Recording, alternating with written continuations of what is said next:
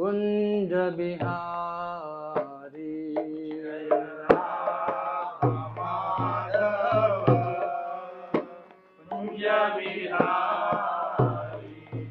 जय राधा माधव कुंज बिहारी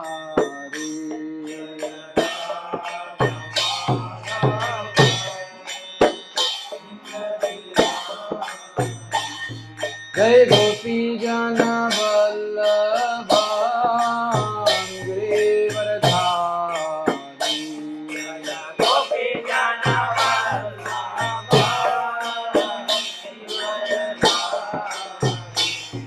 जय गोपी जन वल्लभ गिरिवरधारी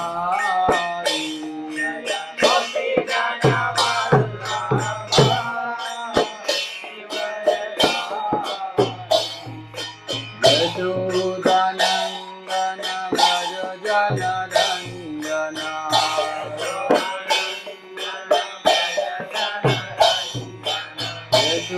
यशोदानंदन भज जनरंजना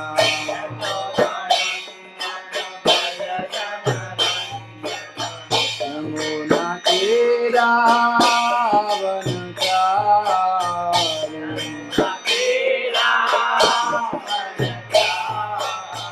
यमुना तीरा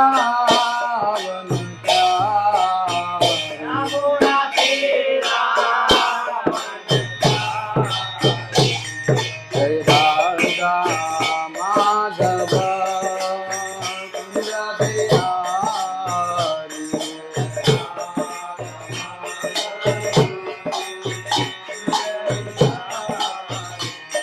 जय राधा माधव कुंज बिहारी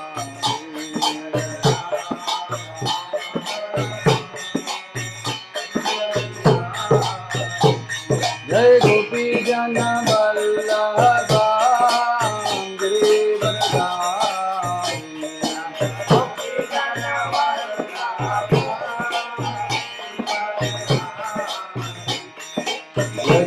यशोदानंदन भज जनरंजना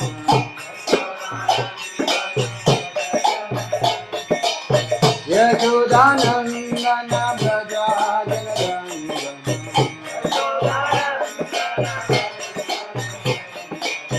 यमुना तीरा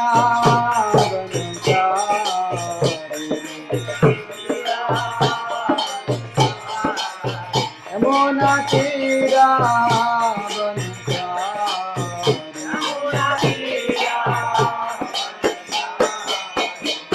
जय राधा माधव कुंज बिहारी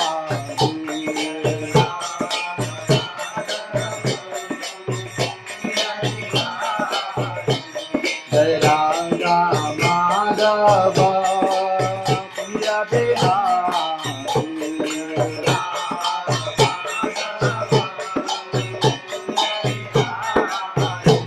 जय प्रभुपाद जय प्रभुपाद प्रभुपाद जय प्रभुपाद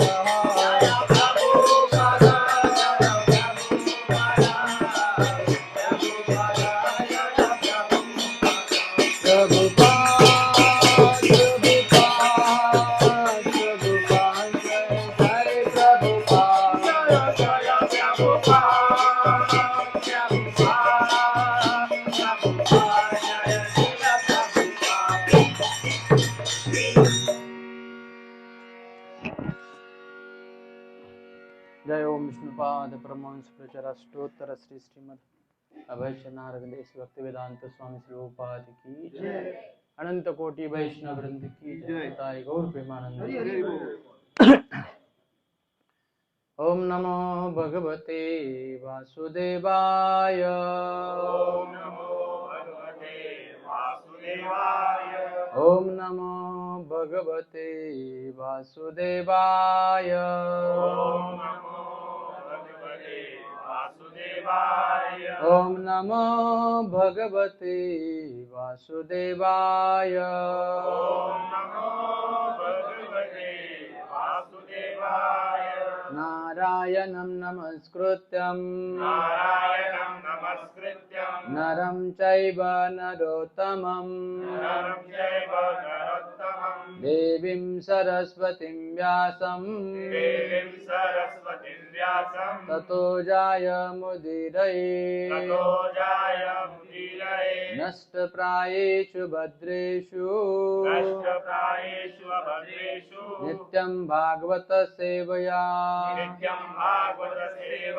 भगवती उत्तम श्लोके भक्तिर्भवति नैष्टिके कृष्णाय वासुदेवाय देवकी नंदनाय च नंदगोपकुमाराय गोविंदाय नमो नमः ओम अज्ञानतिमिरान्धस्य ज्ञानाञ्जनशलाकया चक्षुरुन्मिलितं येन तस्मै श्रीगुरवे नमः। श्रीचैतन्यमनोभीष्टं स्थापितं येन भूतले स्वयं रूप कदा मह्यं ददाति स्वपदान्तिकम् वन्देऽहं श्रीगुरो सेविकापदकमलं श्रीगुरो वैष्णवांश्च श्रीरूपं सागरजातं सगना रघुनाथामितं तं सजीवं साद्वैतं सावधूतं परिजनासहितं कृष्णचैतन्यदेवं श्रीराधा कृष्णपदान् सगना ललिता श्रीविशाखान्वितां च नमः ॐ विष्णुपदाय कृष्णप्रेष्ठाय भूतले श्रीमते भक्तिवेदांत स्वामी इति नामिने नमस्ते सरस्वती देवे गौरवाणी प्रचारिणे निर्विशेष शून्यवादी पाश्चात्य देशतारिणे नमो महावदन्याय कृष्ण प्रेम प्रदायते कृष्णाय कृष्ण चैतन्य नामिनी गौरतुसे नमः। हे कृष्णा करुणा सिंधु दीनबंधु जगत्पते गोपेश गोपिका कांत राधा कांत नमस्तुते तप्त कांचन गौरांगी राधे वृंदावनेश्वरी वृषभानुसुते देवी प्रणमामि हरिप्रिये वाञ्छाकल्पतरुभ्यश्च कृपा सिन्धुभ्यैव च पतितानां पावनेभ्यो वैष्णवेभ्यो नमो नमः। जय श्री कृष्ण चैतन्य प्रभु नित्यानंद श्री अद्वैत गदाधर शिवासादि गौर भक्तवृंद हरे कृष्णा कृष्णा कृष्णा हरे हरे हरे राम राम राम हरे हरे हरे कृष्णा कृष्णा कृष्णा हरे हरे हरे राम राम राम हरे हरे हरे कृष्णा कृष्णा कृष्णा हरे हरे हरे राम राम राम हरे हरे।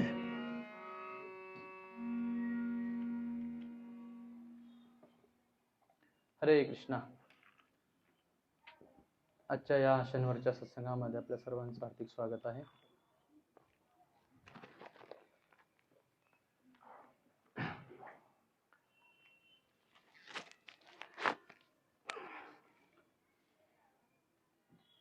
हरे कृष्ण। तर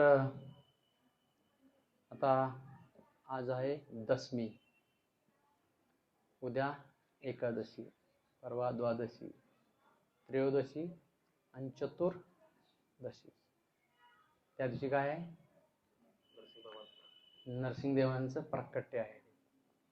तर होता होईल तेवढं सगळ्यांनी शक्य असेल तर उपवास करण्याचा प्रयत्न करा। संध्याकाळपर्यंत उपवास असतो आणि संध्याकाळ दिवसभर तुम्ही निर्जल उपवास करून संध्याकाळी उपवास सोडू शकता। तर थोडंसं आपण नरसिंहदेवाबद्दल थोडंसं आपण चर्चा करूया, कारण भक्तांच्या रक्षणासाठी खास करून भगवंत या ठिकाणी प्रकट झालेले आहेत आणि म्हणून आपल्याला प्रभुपादांनी विशेष करून आपण पाहतो की सकाळी मंगल आरती झाल्यानंतर किंवा संध्याकाळी गौर आरती झाल्यानंतर सकाळ संध्याकाळ किंवा आधीमध्ये कधीही आपण कोणी वारला, कोणी जन्माला, कोणाचा वाढदिवस, कोणाचा काय असलं तर शेवटी आपण सगळ्या ठिकाणी काय करतो, नरसिंह आरती गातो, है ना. तर विशेष करून आपण पाहतो की श्रीमद भागवतमध्ये शुकदेव गोस्वामी असं सुंदर वर्णन करतायत. आपण पाहतो की त्यावेळेस ज्या ठिकाणी भगवान श्रीकृष्ण विष्णू वैकुंठामध्ये होते त्यावेळेस त्यांचे द्वारपाल जय आणि विजय होते. आणि ही जय विजय आपण पाहतो वैकुंठामध्ये जर भगवंताला भेटायला जायचं म्हणलं तर 7 दरवाजे पार करावे लागतात. आणि 7 दरवाजे पार केल्यानंतर मग शेवटी भगवान विष्णूंचं आपल्याला दर्शन होतं. आणि ह्या ठिकाणी प्रत्येक गेटवरती द्वारपाल असतात. आणि ह्या ठिकाणी आपण पाहतो की ही जी जय आणि विजय होते भगवंतांच्या संरक्षणासाठी होते, द्वारपाल होते. आणि ते आतल्या 7व्या दरवाजावरती होते. पहिला दरवाजा, दुसरा, तिसरा असं करत करत 7व्या दरवाजावरती होते. आणि ह्या ठिकाणी आपण पाहतो की त्या ठिकाणी कोणीही असं सहजासहजी जाऊ शकत नाही त्या ठिकाणी. आणि त्या ठिकाणी असं म्हणतात की जय आणि विजय ते विचार करू लागतात की सगळ्यात बोरिंग जर ड्युटी म्हणलं तर वॉचमनगी असते, आहे का नाही. सगळ्यात त्याला काहीच करायचं नाही ना जीवनामध्ये, त्याच्यासाठी हे चांगलं आहे, नुसतं बसून राहायचं आहे ना. नुसतं तसं बघायला गेलं तर मोठमोठ्या कंपनीमध्ये खूप जबाबदारी असते. पण जर तुम्ही छोट्या कंपनीत गेला किंवा असं कुठल्याही मंदिरात इकडे तिकडे गेला ना, ज्याला काहीच जीवनात करायचं नाही ना त्यांनी स्थळ तो मार्ग पकडायचा. बेस्ट द्वारपाळाचं नाव घ्यायचं आणि जय विजयांचं नाव घ्यायचं आणि त्यांचं स्मरण करत हे करायचं. तर हे विचार करू लागले एकदा की वैकुंठामध्ये काय नुसतं इथं काय म्हणजे वीररसाचा काय रसा म्हणता, आनंद घेता येत नाही, काय नाही, कोणाचं भांडण नाही, तटणं नाही, काय नाही, सगळं शांत शांत शांत, सगळं शांत वातावरण सगळं. आणि अशी ड्युटी करून कोणाला झालं तर कंटाळा येणारच. मग एकदा विष्णू काय म्हणाले, मी थोडंसं आराम करतो, आतमध्ये कोणालाही सोडू नका, आहे ना.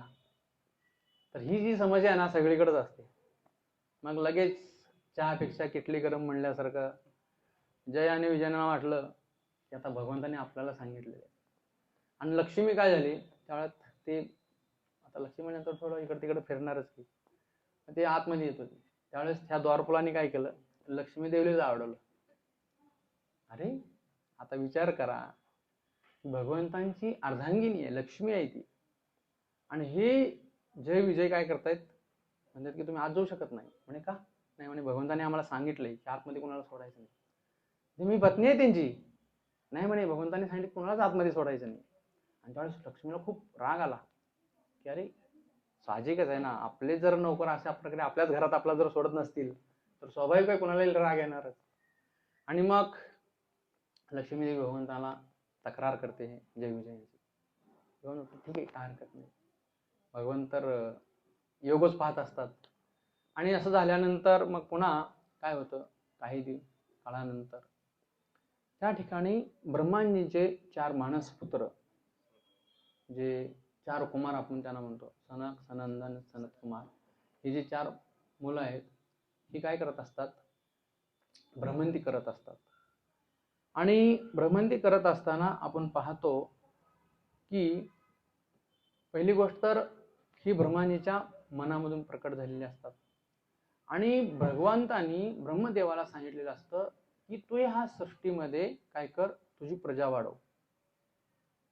आणि प्रजा वाढव म्हणल्यानंतर मग आपण पाहतो नारद मुनी असतील, प्रजापती दक्ष असतील, चतुष्कुमार असतील, ह्या सगळ्यांना ब्रह्मदेव आज्ञा देतात की तुम्ही प्रजेची उत्पत्ती करा. परंतु आपण पाहतो त्यातली काही मुलं ब्रह्मचारी होतात, काही ग्रस्त होतात. आणि त्यामुळे मग नारद मुनी आणि चतुष्कुमार वगैरे हे आमदार, आम्हाला हे जमणार नाही, आम्ही काय करतो ब्रह्मचारी राहतो.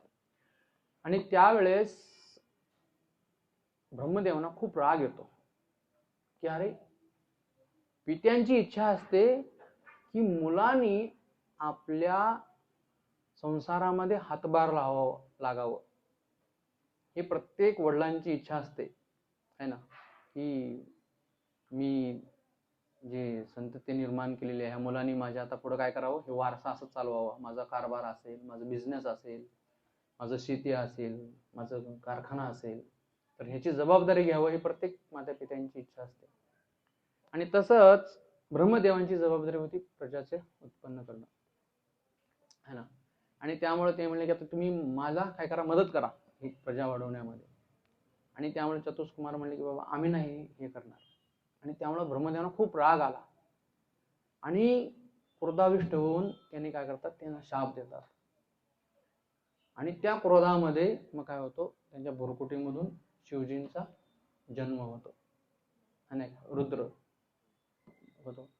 आणि आपण पाहतो की 33व्या स्कंदामध्ये सुंदर त्यांचं वर्णन केलेलं आहे. ते इतकं रडत असतं. मग त्यांना 11 ठिकाण दिले जातात आणि त्यांचं संहाराचं कार्य त्यांना किती 11 रुद्र त्यांना म्हणून ते प्रकट होतात आणि त्यांना त्या ठिकाणी मग त्यांना ते संहाराचं कार्य वगैरे दिलं. 3ऱ्या स्कंदामध्ये सुंदर त्याचं वर्णन येतं. आणि नंतर मग हे चतुष्कुमार आहेत, मग हे असं म्हणतात की हे सगळे काय झाले, पशु बनले, उंट बनले. आणि उंट बनल्यानंतर आपण पाहतो की जी भक्ती होती हृदयामध्ये ते मात्र सदैव राहते, आहे ना, कुठेही गेलं तर शेवटी. आणि हे नामजप करू लागले, वनामध्ये तपस्या करू लागले, नामजप करू लागले, भगवंतांच्या चिंतनामध्ये राहिले आणि ते आनंद जीवन जगू लागले. आणि नंतर आपण पाहतो की पुन्हा त्यांना म्हणले तुम्ही काय करा, पुन्हा मानवी योनीमध्ये या. तर ते म्हणाले की आता नको बाबा आम्हाला, हे पशुचं जीवन कसं आहे, चांगलं आहे, याच्यामध्ये नो मॅनेजमेंट, कुठलंही खायचं टेन्शन नाही, आंघोळ करायचं टेन्शन नाही, कपडे घालायचं टेन्शन नाही. म्हणजे इतका वेळ वाचतो हरिभक्ती करण्यासाठी की हे पशुचे जीवन चांगलं आहे आम्हाला. खाणं तर काय कुठेही मिळतं, आहे ना. उंट काय खातं काट्याशिवाय, आहे ना, गवत खातं, उंट खातं, गजराचं तिकडं तिकडं कुठं खायला खाल्लं, पाणी पिलं की बसलं पुन्हा ध्यान करत जप करायला मस्तपैकी, आहे ना. म्हणजे की नाही आम्हाला पशुच राहून द्या, नाही म्हणे, पुन्हा काय करा. मग ही चतुष्कुमार पुन्हा मनुष्य झाली, बालकं झाली. आणि बालकं झाल्यानंतर यांनी कधीही आपलं वय पुन्हा वाढवलं नाहीये, हे लहानच राहिले. आणि असं राहताना आपण पाहतो ही पण काही साधारण बालकं नव्हती, भगवंतांची महान भक्त होती. आणि लहानपणापासूनच ते इकडे तिकडे भ्रमंती करायचे, कुठल्याही लोकांमध्ये जायचे, इकडं तिकडं फिरायचे वगैरे. आणि असं करत असताना एक वेळेस ते काय गेले, वैकुंठामध्ये गेले भगवान विष्णूंना भेटण्यासाठी. आणि आपण पाहतो की भगवंतांना भेटण्यासाठी जात असताना मग तो पहिला दरवाजा त्यांनी पार केला, दुसरा दरवाजा पार केला, तिसरा, चौथा, असं करत 7व्या दरवाजावरती ती गेले. आणि ही छोटी छोटी बालकं होती एकदम, आहे ना. आणि ही छोटी छोटी बालकं एकदम चालत गेली आणि त्यांच्या अंगामध्ये वस्त्र काही नव्हती, 4 दिशा त्यांचे वस्त्र. आणि अशी छोट्या बालकांना कोण अडवणार आहे, गेली निघून. आणि तिथं गेल्यानंतर मात्र 7व्या दरवाजावरती ही जय आणि विजय होती. त्यांनी आपली गदा टाकली अडवून, म्हणजे की तुम्ही आत नाही जाऊ शकत, म्हणे ही भगवान विष्णूंचं वैकुंठ आहे, त्यातून तुम्ही आत जाऊ शकत नाही.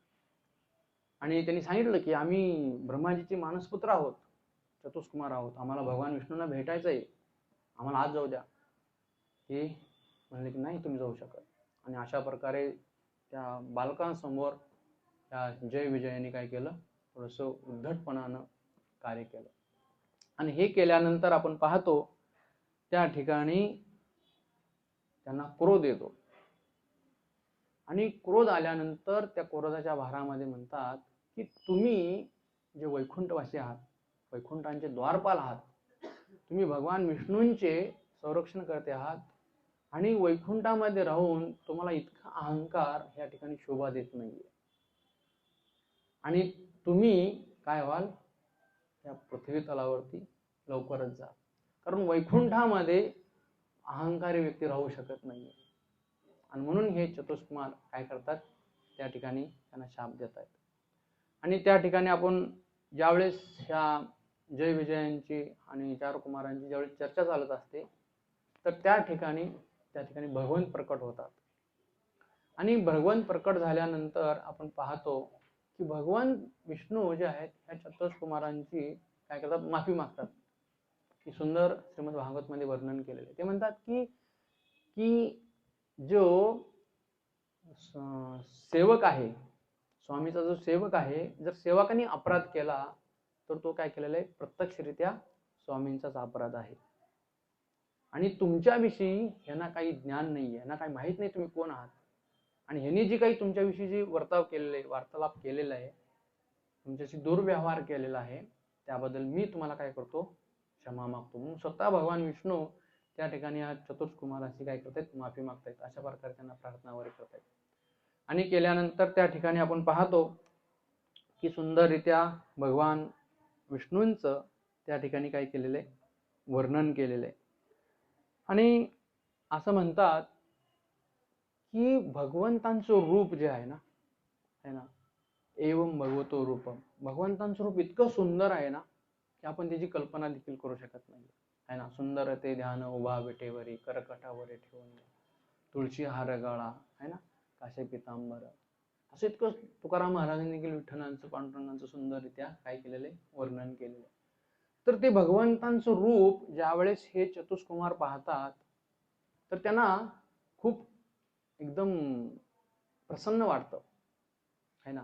भगवंतांच्या ओठांचं वर्णन केलेलं आहे, भगवंतांच्या डोळ्यांचं वर्णन केलेलं आहे, भगवंतांच्या मुखकमलांचं वर्णन केलेलं आहे, भगवंतांच्या चरणकमलांचं वर्णन केलेलं आहे ना. भगवंतांनी सुंदर मुकुट धारण केलेला आहे, है ना. गळ्यामध्ये वैजयंती माळा आहेत, है ना, तुळशीच्या माळा आहेत, है ना. पुन्हा पैंजण आहेत, बाजूबंद आहेत, आणि सुंदर भगवंतांनी पितांबर धारण केलेला आहे, है ना. पायामध्ये सुंदर पैंजण आहेत भगवंतांच्या, आणि चंदन आणि तुळशीचा लेप देखील भगवंतांच्या चरणावरती लावलेला आहे. आणि हे सर्व पाहून चतुष्कुमार भगवंतांकडे खूप आकृष्ट होतात. आणि झाल्यानंतर आपण पाहतो की भगवंतांच्या चरणांच्या कमळांचा जो सुगंध येतो, भगवंतांची जी चंदन आणि तुळशी लावलेली असते त्याच्या सुगंधानं हे काय होतात, भगवंतांचे महान भक्त बनतात चतुष्कुमार. आणि अशा प्रकारे भगवंत मग त्यांना वैकुंठामध्ये बोलवून स्वतः भगवंत आपल्या भक्तांचे काय करतायत, चरण धुतायत. तर बघू शकतो ह्या ठिकाणी की भगवंत आपल्या भक्तांची कशा प्रकारे ह्या ठिकाणी सेवा करतायत.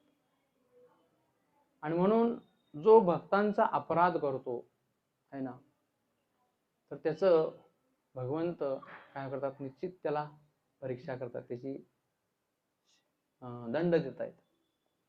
आणि स्वतः त्या ठिकाणी भगवंत म्हणतात की माझी भक्त मला इतकी प्रिय आहेत, इतकी प्रिय आहेत, जर कोणी माझ्या भक्ताबद्दल अपशब्द कोणी बोलला, अपशब्द दुर्व्यवहार केला, है ना, तर मी त्याला कधी क्षमा करत नाही, है ना. एखाद्या वेळेस माझ्याप्रती त्यांनी काही केलं तर मी त्याला एखाद्या वेळेस माफ करतो, पण जर कोणी माझ्या भक्ताबद्दल कोणी जर अपराध करत असेल तर मी त्याला कधी क्षमा करत नाही, असं भगवंत म्हणतात. आणि अशा प्रकारे ह्या ठिकाणी सुंदररित्या भगवंत काय करतायत, भक्तांची त्या ठिकाणी सेवा करतायत. आणि केल्यानंतर आपण पाहतो पुढं आता जय विजाना मात्र या धर्तीवरती जावं लागतं.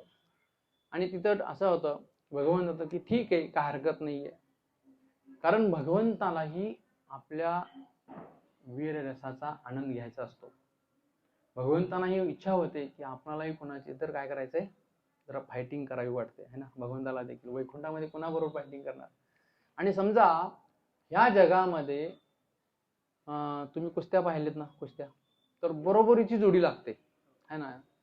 आता जर कंस मामाने जर पाहिलं की चानूर मुष्टी असे मोठमोठे बलाढ्य पैलवान होते, है ना, आणि भगवान श्रीकृष्ण आणि बलरामजी हे तर साधे पैलवान होते, है ना, तरी पण सगळी लोक म्हणायची की हे अन्याय आहे, कंस जे आहेत हे अन्याय करतायत. एक छोटेसे एक 10-12 वर्षाची मुलं जे आहेत हे एवढे मोठे मोठे बलाढ्य हत्तीसारखे पैलवान आहेत, ह्यांच्याशी हे काय खेळणे करतायत, हे अन्याय होत आहेत म्हणून सगळं सांगतायत. परंतु कंसाचा तो हेतू नव्हता. कंसाचा हा हेतू होता की कृष्ण आणि बलरामांना काय करायचं होतं, कंसाला ठार मारायचं होतं, है ना. तर त्या ठिकाणी आपण पाहतो भगवंताला देखील काय करायचं होतं, युद्ध करायचं होतं. आता युद्ध करायचं म्हणल्यानंतर बरोबरीचा पैलवान लागणार आहे ना, कोणीतरी मजबूत असे व्यक्ती पाहिजे. आणि म्हणून भगवंतांनी काय केलं, या जय आणि विजयला निवडलं. कारण त्यांनी लक्ष्मी बरोबरही अपराध केला होता, परत 4 कुमारांचाही अपराध केलेला होता. आणि त्यांनाही त्यांची, असं विश्वनाथ चक्रवर्ती ठाकूर त्यांच्या टिप्पणीमध्ये म्हणतात की जय विजयांची देखील इच्छा होती, अरे काय इथं बसून बसून कंटाळायला आलंय, इथं काही भांडणं करता येत नाही, काही नाही असं. म्हणून त्यांची देखील इच्छा होती आणि ते देखील इच्छा काय करतायत, भगवान त्यांची पूर्ण करतायत. आणि म्हणून आपण पाहतो त्या ठिकाणी म्हणतायत भगवान की ठीक आहे, तुम्ही काय करा, एकतर तुम्ही 3 जन्मामध्ये परत माझ्या वैकुंठाला येऊ शकता, किंवा 7 जन्म तुम्ही माझी खाली राहून तुम्ही पुन्हा माझ्या भगवंताला येऊ शकता. मग आता हे म्हणतात की 7 जन्म घेण्यापेक्षा आपण काय करूया, 3 जन्म असुरांचे घेऊ आणि लवकर आपल्या पुन्हा स्थानी प्रकट होऊ, पुन्हा भगवंतांच्या सेवेमध्ये रुजू होऊ. म्हणून ते मान्य करतात.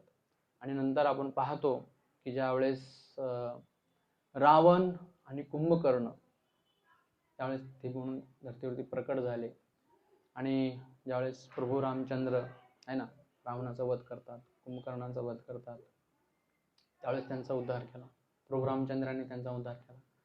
नंतर द्वापार युगामध्ये शिशुपाल आणि दंतवक्र म्हणून आले, हेच जय विजय पुन्हा भगवान श्रीकृष्णाने त्यांचा उद्धार केला, है की नाही. आणि तिसऱ्यांदा आपण पाहतो की हिरण्यकशिपू आणि हिरण्याक्ष म्हणून हे पुन्हा असुर प्रकट झाले. आणि त्यावेळेस आपण पाहतो हिरण्याक्षला भगवान वराहदेवानी मारलेलं होतं, है ना, आणि हिरण्यकशिपूला नरसिंहदेवानी मारलेलं होतं, है ना. तर अशा प्रकारे 3 जन्मामध्ये काय केलं, भगवंतानी यांचा उद्धार केला. आणि ज्या वेळेस कलियुगामध्ये आपण पाहतो तर भगवंत यांना समजलं, या जय विजयांना, की भगवंत ह्या धर्तीवरती येत आहेत. आणि म्हणून त्यांनी पुन्हा 4थ्यांदा जन्म घेतला. ते म्हणे भगवंत इकडे येत आहेत तर आम्ही तिकडे कशाला जायचं, आम्हाला तर भगवंताचा संगच पाहिजे ना. म्हणजे ठीक आहे, आणखीन एक एक्स्ट्रा आम्ही असुराचा रोल करूया. आणि म्हणून त्यांनी जगाई आणि मदाई पुन्हा हे अशा प्रकारचं त्यांनी रोल केला. आणि या ठिकाणी आपण पाहतो जगाई मदाईंचा उद्धार स्वतः चैतन्य महाप्रभूने आणि नित्यानंद महाप्रभूने यांचा उद्धार केला. तर हे भगवंतांचे नित्य पार्षद आहेत, हे यांच्या लीला आहेत, आपण हे समजून घेतलं पाहिजे. तर भगवंत आपल्या भक्तांचा नेहमीच उद्धार करण्यासाठी या धर्तीवरती प्रकट होत असतात. आणि म्हणून पुन्हा आता आपण पाहतो की हा हिरण्यकशिपू आहे तरी कोण, आहे ना. तर हिरण्यकशिपू आपण पाहतो हे तेच पुन्हा जय विजय म्हणून ह्या ठिकाणी प्रकट झालेले होते. आणि त्यांच्या ह्याच्यामध्ये असं म्हणतात की ज्यावेळेस हिरण्याक्ष हा मोठा भाऊ होता आणि हिरण्यकशिपू हा छोटा भाऊ होता. तर असं म्हणतात की ज्यावेळेस ही इतकी बलाढ्य शक्तिशाली ही राक्षस झाली, त्यावेळेस ती सगळ्या संपूर्ण पृथ्वीमध्ये उत्पात मचवू लागली, आहे ना. इतकी भयंकर स्थिती त्या ठिकाणी झालेली होती. आणि नंतर आपण पाहतो हिरण्याक्षाने काय केलं, संपूर्ण पृथ्वीच काय केली होती, उचलून समुद्रामध्ये टाकलेली होती. आणि नंतर आपण पाहतो की इतकं प्रचंड शक्तिशाली हे कार्य करत असताना सगळी देवी देवता वगैरे घाबरू लागले वगैरे, इतकी प्रचंड ही शक्ती प्राप्त हिने केली होती हिरण्याक्षाने. आणि केल्यानंतर त्या ठिकाणी भगवंत काय केले की वराह रूपामध्ये प्रकट झाले. आता शुकर रूप भगवंतांचं वर्णन केलेलं आहे. आता हे असं म्हणतात की भगवंत देश काल पात्रानुसार काय करत असतात, अवतीर्ण होत असतात, है ना. यदा यदा हि धर्मस्य ग्लानिर्भवति भारत, है ना, अद्भुत नाम धर्मस्य तदात्म्याम सृजाम्यहम्, की ज्या ज्या वेळेला भगवंतांना ह्या ठिकाणी यावं लागतं तर त्यावेळेस एक उद्दिष्ट असतो भगवंतांचा, आणि ते उद्दिष्ट साध्य करण्यासाठी भगवंत या ठिकाणी प्रकट होतात. तर त्यावेळेस पृथ्वीचा शोध घ्यायचा होता, आणि शोध घेण्यासाठी हे काय असतं, जे शुकर आहे ना हे फार एक्सपर्ट असतं. म्हणून बघा गटारीमध्ये ते आपलं तोंड घालतं इकडं आणि सगळं खात तिकडं कचरा निघतं बाजूला, आहे ना. शोधण्यासाठी ते खूप एक्सपर्ट आहे. परंतु भगवंत हे असल्या आजकालच्या डुकरासारखं नव्हते, एवढं लक्षात ठेवा. 3ऱ्या स्कंदामध्ये इतकं सुंदर वर्णन केलेलं आहे भगवंतांचं की भगवंताने मुकुट घातलेला होता, गळ्यामध्ये वजंती माळा होत्या, हातामध्ये गदा होती, बाजूबंद होती आणि सुंदर भगवंतांना शेपटी होती, असं मोत्यांचे हार होते, कंठहार होते, बाजूबंद होते. इतकं सुंदररित्या भगवंतांचं वर्णन केलेलं आहे. तर भगवंत कुठल्याही जर रूपामध्ये जरी प्रकट झाले ना तर ते आपल्या सुंदर रूपांचं वर्णन त्या ठिकाणी शास्त्रामध्ये अनेक आचार्यांनी शुकदेव गोस्वामी वगैरे वर्णन करतात. तर आपण पाहतो की ज्या वेळेस हे भगवंत पृथ्वीत शोधून काढलं आणि पृथ्वीला त्या भगवंतांनी त्या स्थानी स्थित केलं आणि केल्यानंतर हिरण्याक्षाने पाहिलं की अरे हे छोटस एक जे पशु आहे ह्याने काय केलेले, ह्या पृथ्वीला वरती काढलेले. आणि म्हणून आपण पाहतो की त्या ठिकाणी तो द्वंद्वाला तयार होतो आणि दोघांचं प्रचंड युद्ध होतं. आणि युद्ध झाल्यानंतर आपण पाहतो त्या ठिकाणी हिरण्याक्षाचा वध होतो. आणि वध झाल्यानंतर संपूर्ण आपण पाहतो की त्या ठिकाणी संपूर्ण त्यांची पत्नी, त्यांची मुलं, त्यांची माता दिती हे सगळं काय करतात, शोक करू लागतात, खूप रडू लागतात.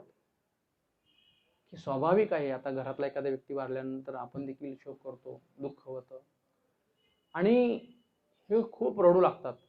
आणि रडल्यानंतर त्या ठिकाणी हिरण्यकशिपू हा हे पाहतो की अरे ते सगळे रडायला लागलेत.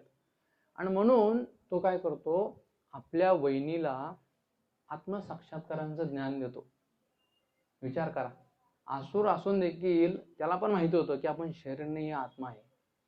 आणि आपण कसं शरीर नाही आत्मा आहे हे सुंदररित्या श्रीमद भागवताच्या 7व्या स्कंदामध्ये त्याचं वर्णन केलेलं आहे.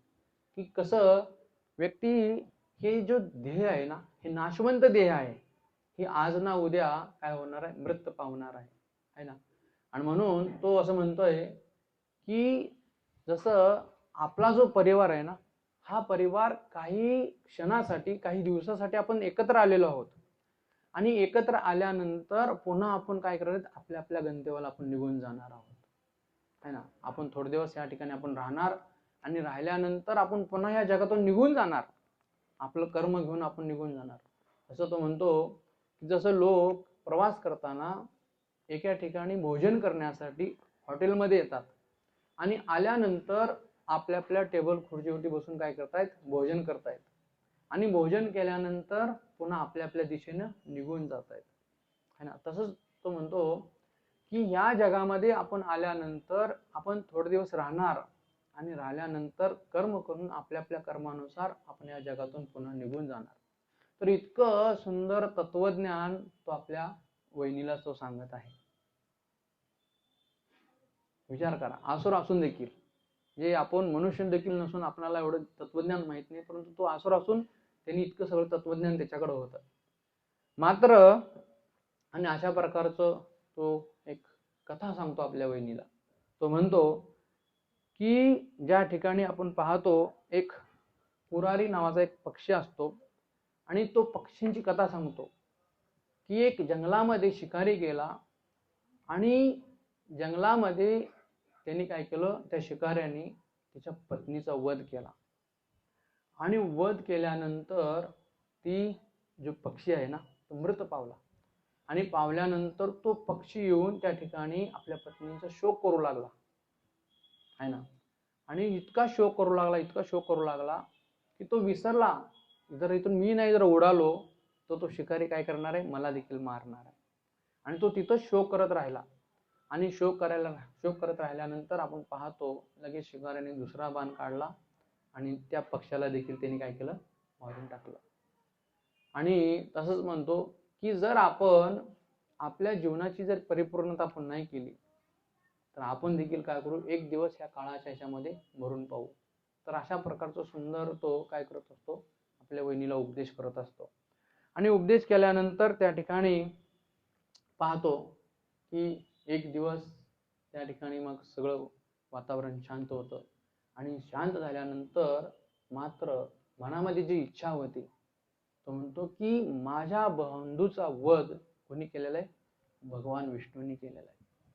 आणि भगवान विष्णूंनी केलाय म्हणल्यानंतर मला काय करावं लागतंय? माझ्या बंधूंचा आता काय करावं लागणार आहे? मला बदला घ्यावा लागणार. आणि म्हणून तो काय करतो? खडतर तपस्या करण्यासाठी जातो. मंदाचल पर्वत असतं, त्या पर्वतावरती जातो आणि खडतर खूप मोठी अशी तपस्या करतो. असं म्हणतात की 36,000 वर्ष त्यांनी तपस्या केली होती. विचार करा, किती? 36,000 वर्ष. आणि काही न खाता, काही न पिता, न थकता, न बसता एका पायावरती उभा राहून त्यांनी काय केलं होतं? इतकी तपस्या केली होती. तर असं श्रीमद भागवत मध्ये वर्णन केलेलं आहे की ज्यावेळेस हिरण्यकशिपू त्या मंदराचल पर्वतावरती तपस्या करत होता, तपस्या करत असताना आपल्या पायाच्या अंगठ्यावरती उभा होता आणि उभा राहिल्यानंतर संपूर्ण त्याचं जे शरीर आहे हे वारुळानं तयार झालेलं होतं. त्याच्या शरीरावरती सगळी वारुळ तयार झालेलं होतं. आणि एवढंच नाही तर त्या मुंग्यानी त्याच्या शरीरावरचा सगळा जो मांस आहे सगळं काही खाऊन टाकलेलं होतं. म्हणजे केवळ आणि केवळ हाडाचा सापळा होता, बाकी काही नव्हतं. मात्र तो इतका कठोर तपस्या करत होता, ब्रह्मदेवांची उपासना करत होता आणि ब्रह्मदेवांचा जप करत होता. आणि त्यामुळं त्यांनी ह्या भौतिक सुखाकडे त्यांनी पाहिलं नाही आणि केवळ ब्रह्मदेवांना प्रसन्न करण्याचं त्यांनी ठरवलं. आणि इतकी कठोर तपस्या त्यांनी आपल्या जीवनामध्ये केलेली होती. आणि म्हणून आपण पाहतो की अनेक लोक जे आहेत ते खडतर तपस्या करतायत, परंतु श्री प्रभुपादांनी आपणाला एक ह्या कलियुगामध्ये भक्ती करण्यासाठी, भगवंताला प्राप्त करण्यासाठी साधी सोपी तपस्या सांगितली. कठोर काही तपस्या आपल्याला सांगितले नाहीये, है ना. 4 नियमांचं पालन करा आणि 16 माळा जप करा बस, आणि भगवंतांची प्राप्ती करा, एवढंच आपल्याला सांगितलेलं आहे ना. साधी सोपी ही आपल्याला हे मार्ग. तरी पण आपल्याला काय होत नाही, हे इतकं जड वाटतं की अरे बापरे एवढं सगळं कधी करायचं, आहे ना. तर हे आपल्याला प्रभुपादांनी कुठल्याही प्रकारची अशी कठोर परिश्रम किंवा कठोर तपस्या करण्यासाठी सांगितले नाही, है ना. 4 नियमाचं पालन करा, 16 माळाचा जप करा आणि वैष्णवांची सेवा करा, बस, भगवंतांची भक्ती करा. ही साधं सोपं मार्ग आपल्याला श्री प्रभुपादांनी दिलेला आहे. तर आपण पाहतो की ध्रुव महाराजांनी देखील काही साधी तपस्या केली नव्हती, है ना. 6 महिने त्यांनी भगवंतांच्या प्राप्तीसाठी त्यांनी काही अन्न पाण्याचा एक थेंब देखील खाल्लेला नव्हता. 5 वर्षाचा बालक कठोर तपस्या केली, है ना. आणि रावण, है ना, रावणाने काही कमी तपस्या केली होती का?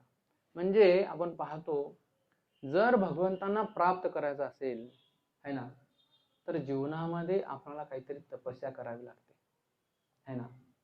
तपस्येविना काही फळ मिळू शकत नाही. बघा, ही मोठी मोठी आसुर असून देखील यांनी एवढी कठोर तपस्या केलेली आहे, है ना. मग प्रल्हाद महाराज असतील, ध्रुव महाराज असतील, है ना, भगवत भक्तांनी तपस्या केलेली आहे, पांडवांनी तपस्या केलेली आहे. तर हे सगळे दाखवून देतात की आपल्याला भगवंतांना प्रसन्न करण्यासाठी काहीतरी जीवनामध्ये आपल्याला तपस्या करावी लागते, है ना. पण ती तपस्या अनुकूल असली पाहिजे, प्रतिकूल नसावी, है ना. कंसाने पण तपस्या केली होती, है ना. हिरण्यकशिपूंनी तपस्या केली होती, हिरण्याक्षाने तपस्या केली होती, है ना. अशा अनेक असुर लोकांनी देखील तपस्या केलेली होती.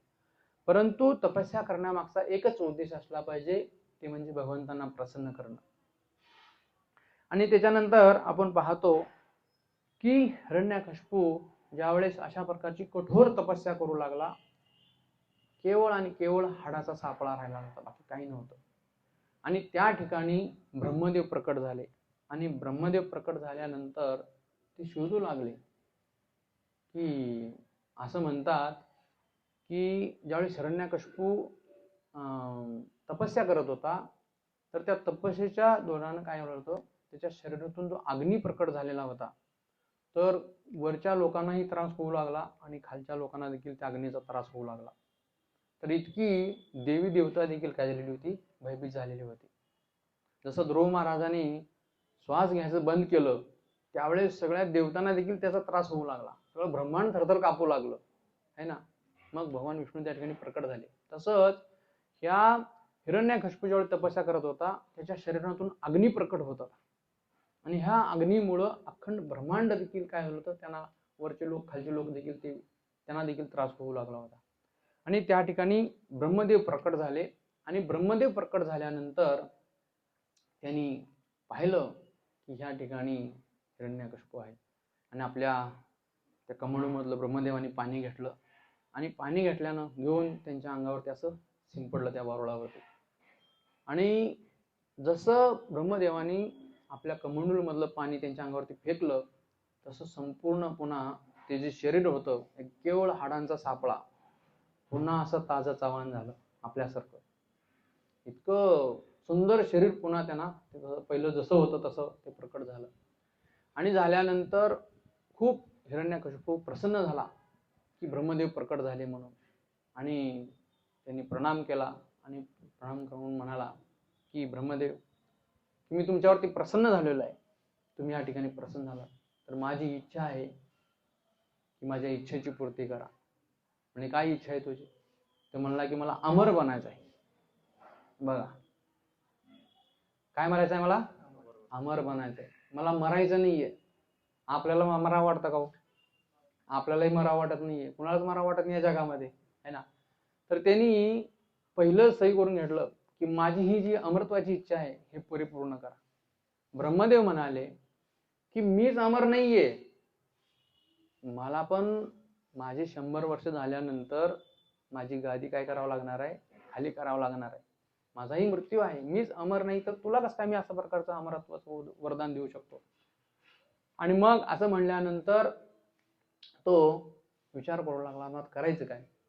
आणि म्हणून त्यांनी काही आयडिया युक्तीचा तयार केली की आपल्याला अमर्त बनवायचं आहे. आता माणसाचा मृत्यू कशामुळे होतो, मग त्यांनी लगेच त्याची सायकल चालू केली की मग मला म्हणला की दिवसा नको, रात्री नको, घरात नको, घराच्या बाहेर नको, आकाशात नको, धरतीवरती नको, मनुष्याद्वारे नको, प्राण्याद्वारे नको, शस्त्र अस्त्र कुठल्याही प्रकारची मला मृत्यू नको. जेवढं त्याच्या बुद्धीमध्ये जेवढं काही होतं तेवढं सगळं त्यांनी मागून टाकलं की मला ह्या कुठल्याही गोष्टीद्वारे माझा मृत्यू होईल नको.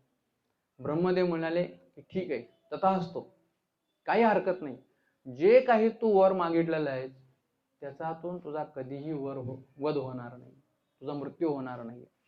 आणि असं म्हणल्यानंतर ब्रह्मदेव तथास्तु म्हणले, त्या ठिकाणी निघून गेले. आणि निघून गेल्यानंतर त्या ठिकाणी जो हा हिरण्यकशिपू होता त्या ठिकाणी तो घरी परतला. आणि परतल्यानंतर आपण पाहतो त्या ठिकाणी असं म्हणतात की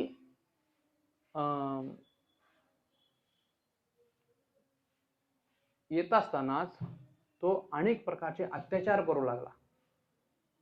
त्याला असं वाटलं की आता ह्या धर्तीवरचा मी सर्वश्रेष्ठ व्यक्ती आहे, संपूर्ण शक्तिशाली व्यक्ती आहे, माझ्यासारखा विद्वान आणि माझ्यासारखा शक्तिशाली ह्या धर्तीवरती कोणीच नाहीये. आणि म्हणून तो ब्राह्मणांना, गायींना, वृक्षांना, जे यज्ञ करतात ब्राह्मण, त्यांना तो त्रास देऊ लागला.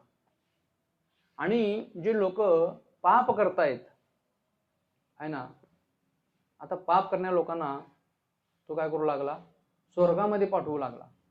आणि जे पुण्य करतायत त्यांना नरकामध्ये पाठवू लागला.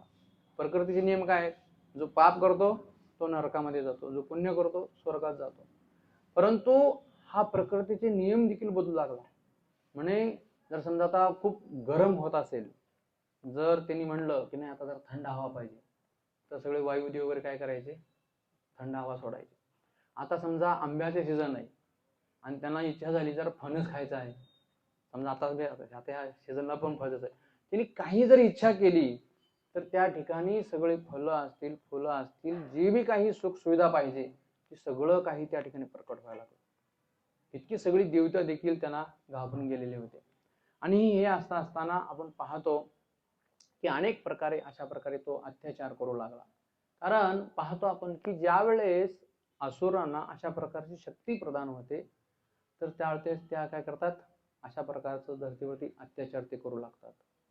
तर श्रील विश्वनाथ चक्रवर्ती ठाकूर हे वर्णन करतायत की ज्या वेळेस हिरण्यकशिपू तपस्या करून घरी येत होता आहे ना, आणि घरी आल्यानंतर आपण पाहतो की प्रल्हाद महाराज हे काय होते, 5 वर्षाचे बालक होते. आता थोडासा विरोधाभास वाटू शकतो ना, की एवढे 36,000 वर्ष हिरण्यकशिपूने काय केलेले, तपस्या केलेली आहे, आणि तरी पण 5 वर्षे कसं काय प्रल्हाद महाराज आहे ना. तर असं म्हणतात, विश्वनाथ चक्रवर्ती ठाकूर त्यांच्या टिप्पणीमध्ये वर्णन करतायत. ते म्हणतात की की ज्या वेळेस हिरण्यकशिपू तपस्या करण्यासाठी गेलेला होता, आणि तपस्या करण्यासाठी गेल्यानंतर त्या ठिकाणी इंद्रदेव काय होलेले ते त्या महालामध्ये प्रकट झाले होते, आणि त्यांनी ठरवलं की आता एक हिरण्यकशिपू काय केलेला आहे, तपस्यासाठी गेलेला आहे, तो इतका उत्पत पहिलंच माजवत आहे, आणि म्हणून इंद्रदेवानी कयाधूला देखील काय केलं होतं, घेऊन चाललेले होते की ह्याच्या जे उदरी जे बालक आहे ना, तर ह्याला देखील आपण काय करूया, जसा ह्याचा जन्म होईल, जन्म झाल्यानंतर ह्याला देखील आपण काय करूया, मारून टाकूया, नाहीतर काय होईल, असुरांचा पुत्र पुन्हा असुरच होईल आहे ना.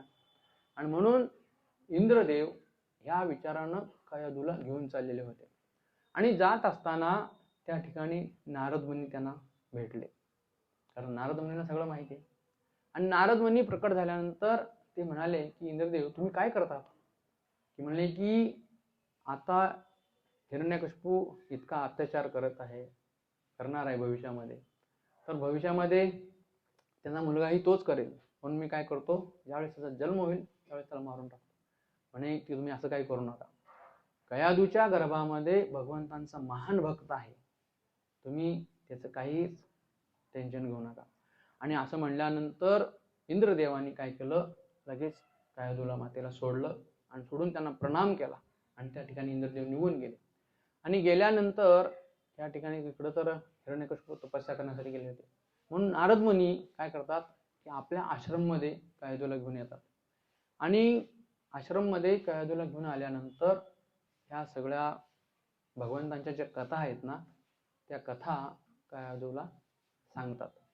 आणि सांगत असताना असं म्हणतात विश्वनाथ ठाकूर की प्रल्हाद महाराज हजारो वर्ष मातेच्या गर्भामध्ये होते. विचार करा, 36,000 वर्ष हिरण्यकशिपूने तपस्या केली, तर तिकडं तपस्या करत असताना इकडं हजारो वर्ष भागवत कथा प्रल्हाद महाराज श्रवण करत होते.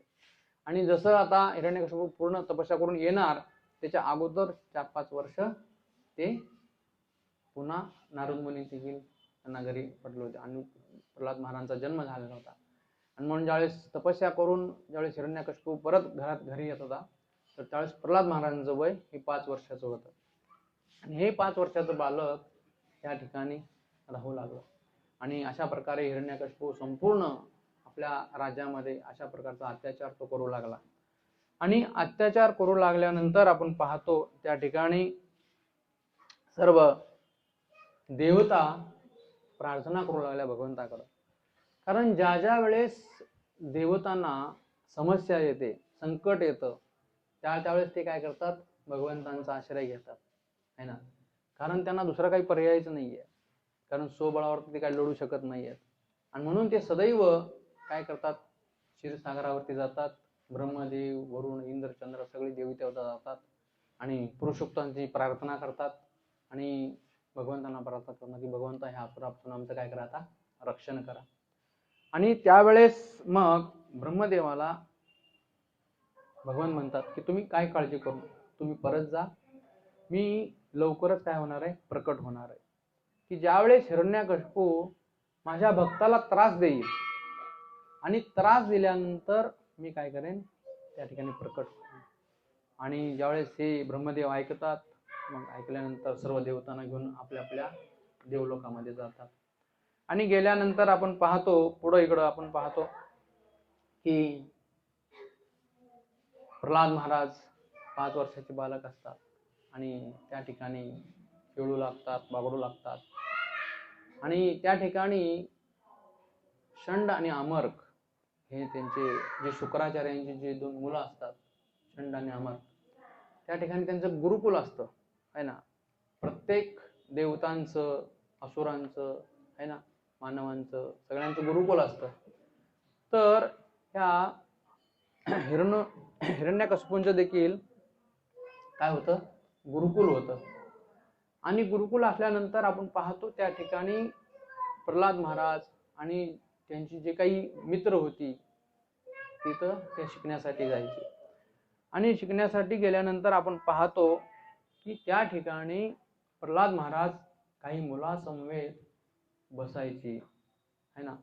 आणि छंद आणि अमर्क त्यांना मग ते राजनीती, कूटनीती है ना, अत्याचार, अन्याय, कशा प्रकारे लोकांचं धन लुटायचं, कशा प्रकारे अत्याचार करायचा, लोकांवर कसं जे आपण कल्पना देखील करू शकत नाही अशा प्रकारे त्यांना ते त्या ठिकाणी प्रशिक्षण दिलं जायचं है ना. तर असुरांचं काम काय असतं, तेच असतं की कसं लूटमार करायची, अन्याय करायचा, अत्याचार करायचा, हे त्यांना तेच ट्रेनिंग त्या ठिकाणी दिलं जायचं. कारण तसं हिरण्याकशिपूंचीच आज्ञा होती. आणि त्यामुळं हे मात्र प्रल्हाद महाराजांना कधी आवडायचं नाही. कारण स्वभावतःच प्रल्हाद महाराजांचं दिव्य गुण होते. कारण त्यांनी सुरुवातीपासूनच भगवंतांचे महान भक्त होते. आणि त्यामुळं कधीही प्रल्हाद महाराज अशा दुरा गोष्टीकडे त्यांनी लक्ष दिलेलं नव्हतं. आणि म्हणून ते काय करायचे की इतर मुलांसमेत बसून काय करायचे, भगवंताविषयी चर्चा करायचे. आणि चर्चा करायचे, भगवंताविषयी त्यांना कथा सांगायचे आणि कीर्तन करायचे. आणि असं करत असताना एक दिवशी छंड आणि अमरकाने पाहिलं की अरे हा प्रल्हाद आपलं तर काय ऐकत नाहीये, परंतु ह्याच्याकडे जे ज्ञान आहे, भक्तीचं जे ज्ञान आहे ह्याच्यापुरतंच आहे, पण आता हा काय करत आहे, आपल्याच गुरुकुलमध्ये आपल्याच मुलांना तो काय करत आहे, शिकवत आहे. आणि त्यांना आश्चर्य वाटलं की आता करायचं काय, आपण जे शिकत आहोत ते शिकत नाहीयेत, मात्र प्रल्हाद काय करत आहे, आता त्याची जी भगवत भक्ती तो शिकवत आहे. आणि म्हणून त्यांना खूप वाईट वाटू लागलं. आणि म्हणून ते प्रल्हादाला साम दाम दंड देऊन काय करू लागले, त्यावरती जोर जबरदस्ती करू लागले. आणि हे अशा प्रकारे करत असताना त्यांनी पाहिलं की एक वेळेस सगळे मुलं गुरुकुलमधून सुटल्यानंतर खेळत होते. आणि खेळत असताना त्या ठिकाणी प्रल्हाद महाराजाला म्हणाले की प्रल्हाद तू पण चल आमच्या बरोबर खेळण्यासाठी.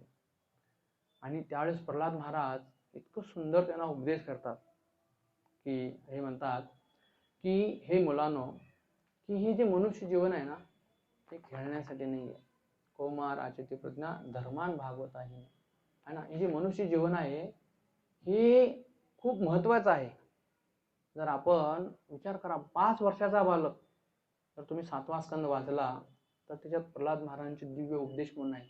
इतकी त्यांनी सुंदर उपदेश केलेले की आपल्यासारख्या सर्व पतित जीवांसाठी ते उद्धार करण्यासाठी ते उपदेश आहे. ते आपल्यासाठी उपदेश आहेत, प्रत्येक मानवासाठी ते उपदेश आहे है ना. आपल्याला वाटतं की एवढ्या लवकर काय भक्ती करायची जरूरत आहे है ना. अजून आपले हात चांगले आहेत, पाय चांगले आहेत, आपलं शरीर चांगलं आहे, आपली मन बुद्धी आपलं सगळं चांगलं आहे. भक्ती कोणी करायची, भक्ती कधी करायची, हे म्हातारपणी भक्ती करायची, की जे आता काही होत नाहीये त्यावेळेस मग काय करायचं, मठामध्ये जायचं आणि भक्ती करायची. लोकांची अशी धारणा असते. परंतु प्रल्हाद महाराज म्हणतात की अरे बाबांनो, वयाच्या 5व्या वर्षापासून भक्ती केली पाहिजे. विचार करा, वयाच्या 5व्या वर्षापासून. ज्यावेळेस आम्ही भक्तीमध्ये आलो त्यावेळेस आमचं वय होतं 18 वर्षाचं. म्हणजे प्रल्हाद महाराजांच्या दृष्टिकोनातून जवळजवळ 13 वर्ष विचार करा. आणि आम्हाला तरी 5 वर्षापूर्वी गंधही नव्हता भक्तीचा, भक्ती काही माहिती नव्हती. परंतु तीही विशेष करून प्रभुपादांच्या कृपेने तेवढं तर कळालं किंवा भक्ती करावी लागते म्हणून. जर प्रभुपादांची कृपा नसली असती, वैष्णवांची कृपा नसली असती तर आपल्याला काय कळालं असतं है ना. तर ही विशेष कृपा आहे. म्हणून प्रल्हाद महाराज म्हणतात की वयाच्या 5व्या वर्षापासून भक्ती केली पाहिजे. जर कोणाला वाटतं असेल की मी लई लवकर भक्ती चालू केली आहे तर हा 7वा स्कंद वाचा, प्रल्हाद महाराजांचे दिव्य उपदेश वाचा, म्हणजे आपल्या मनातली शंका दूर होऊन जाईल है ना. आणि म्हणून त्या ठिकाणी सर्व प्रल्हाद महाराजांनी आपल्या बालकांना बोलवून घेतलं, त्यांच्यावरती गेले नाहीत. म्हणजे तुम्ही देखील खेळू नका, तुम्ही पण इकडे या. आणि शाळा सुटल्यानंतर पुन्हा त्यांनी प्रल्हाद महाराजांची भक्त प्रल्हाद स्कूल चालू केलं. म्हणजे सुट्टीच्या वेळेला पुराण खेळायला आवडतं, बागडायला आवडतं, सगळ्या मुलांना त्यांनी बोलवून घेतलं आणि सुंदर सुंदर भगवंतांच्या कथा सांगू लागले, भगवंतांचं कीर्तन करू लागले, नाचू लागले, गाऊ लागले. जसं आपण कीर्तन करतो नाचतो तसं ते देखील लावले. आणि ज्यावेळेस षंड आणि अमारकाने पाहिलं हे की आपल्या गुरुकुलमध्ये प्रल्हाद काय करतोय, अशा प्रकारचं सगळ्यांनाच भगवत भक्त बनवत आहे, आणि त्यांना खूप आश्चर्य वाटलं, आता करायचं काय. आणि सगळे प्रल्हाद महाराजांना काय करू लागले, जी मुलं आहेत ते मुलं प्रश्न विचारू लागले, प्रल्हाद की आपले गुरु तर आपल्याला राजनीती, कूटनीती, अधर्म आपल्याला हे शिकवण देत आहेत, त्यांनी तर आपल्याला कधी भागवत धर्म शिकवला नाही, पण तू कसं काय आम्हाला भागवत धर्म शिकवतो, तू कुठून शिकला सगळं हे. आणि असं म्हणल्यानंतर मग त्यावेळेस प्रल्हाद महाराज सांगतात की ज्यावेळेस माझे पिता हिरण्यकशिपू तपस्या करण्यासाठी गेले होते, त्यावेळेस नारद मुनींनी काय केलेलं होतं, माझ्या मातेला ही भागवत कथा सांगितलेली होती, भागवत धर्म सांगितलेला होता, आणि मी तो काय केलेला आहे, श्रवण केलेलं आहे, आणि मी सगळं हे नारद मुनीच्या मुखातून ऐकलेलं आहे, त्यामुळे मला काय झालेलं आहे, हे सगळं ज्ञान प्राप्त झालेलं आहे. आणि असं म्हणल्यानंतर त्यांनाही आश्चर्य वाटतं की प्रल्हाद हा काही साधारण व्यक्ती नाही आहे.